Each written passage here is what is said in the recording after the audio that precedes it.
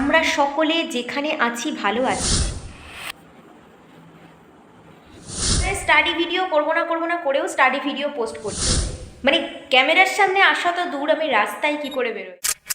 আজ ভিডিওর শুরু থেকে এমন কিছু দৃশ্য তোমরা দেখছো যেগুলো ক্যামেরার সামনে কখনোই আসে না, কিন্তু এই মুহূর্তগুলো প্রতিটা কন্টেন্ট ক্রিয়েটারকে কম বেশি ফেস করতে হয়। তারপর গিয়ে ক্যামেরার সামনে একটা ভালো ভিডিও আসে। আমাদের বাস্তব জীবনটাও ঠিক এমন।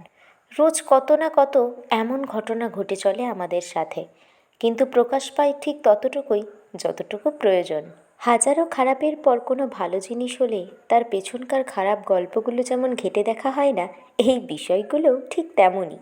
তো গুড ইভিনিং এভরিওয়ান। রোজ তোমাদের সামনে আমি শেয়ার করি একটা সুন্দর এডিট করা ভিডিও, বাট আজকে আমি তোমাদের সাথে এটাও শেয়ার করলাম যে ক্যামেরার পেছনে আসলে কি কি হয়।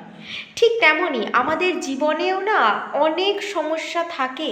সাকসেস হওয়ার পরে যেই সমস্যাগুলো চোখে দেখা যায় না, যেগুলো ঢেকে যায়, বাইরে থেকে সবাই শুধু সাকসেসটাই দেখে, কিন্তু সবার পেছনে সব কিছুর পেছনে যে স্ট্রাগলটা থাকে না, ওটা আর কেউ দেখতেই পায় না। এই যে আমরা কিছু করার আগে সবসময় ভাবি না যে এটা করলে বোধহয় ভালো হবে না, ওটা করলে বোধহয় হবে না, বা এটা করার টাইম যেটা ছিল সেটা চলে গেছে। একটা কথা বিশ্বাস করো, কোনো টাইম ওয়েস্ট হয়নি। আমরা সকলে যেখানে আছি ভালো আছি। যদি আজকের থেকে মনে হয় একটা কাজ আমাদের শুরু করতে হবে, তাহলে এখনই এই মুহূর্তেই করতে হবে। বা তোমার যদি কোনো সমস্যার কারণে তুমি অনেক দিন পরে গিয়ে শুরু করো, তাহলেও তোমার সেই কাজটা শুরু করা উচিত। কিন্তু এই যে আমরা ভাবি না যে টাইম ওয়েস্ট হয়ে গেছে বলে আমরা আর কাজটা করতে পারবো না, এটা একেবারেই ভুল ধারণা। আমি এখানে স্টাডি ভিডিও করবো না করেও স্টাডি ভিডিও পোস্ট করি। সেই স্টাডি রিলেটেড ভিডিওতে আমার কোয়েশ্চেন এসছে যে আমি এই মুখ ভর্তি পিম্পল নিয়ে কি করে রাস্তায় বেরোই।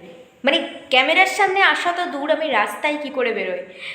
মানে কি বলবো, আসলে মানুষজন আমাদের কোনো একটা খারাপ দেখলে এমনভাবে আমাদেরকে ডিমোটিভেটেড করে, এমনভাবে আমাদের কথা শোনায়, যেন মনে হচ্ছে ওই খারাপটাকে আমরা ইচ্ছে করে ডেকেছি। আর এই পিম্পলের কথা তো বাদই দিলাম, কেউই চায় না যে তার মুখটা খারাপ হয়ে যাক, বা তার শরীরের কোনো পালস, বা তার সাথে কোনো খারাপ কিছু হোক। সো এই জিনিসগুলো ইচ্ছে করে আসে না। তারপরেও মানুষজন যদি এরকম দেখলে ক্রিটিসাইজ করে, এই ধরনের কথা বলে,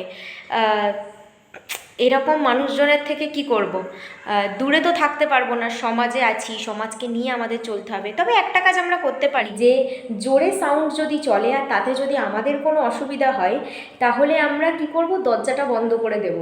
কিন্তু আমরা ওই জোরে সাউন্ড বন্ধ করার জন্য মাইকম্যানকে বলতে পারবো না সাউন্ড বন্ধ করো। তো জীবনটাও এমন, যদি মনে হয় যে কোনোভাবে ক্রিটিসাইজ হচ্ছে বা কোনোভাবে কোনো রকম সমস্যা হচ্ছে, তাহলে আমাদের নিজেকে চেঞ্জ করে নেওয়াটাই বেটার। আর আজকের এই ইন্ট্রোর ভিডিওটা নেক্সট কোনো একটা ভিডিওতে আসতে চলেছে, তো চ্যানেলটি সাবস্ক্রাইব করে অবশ্যই পাশে থেকো।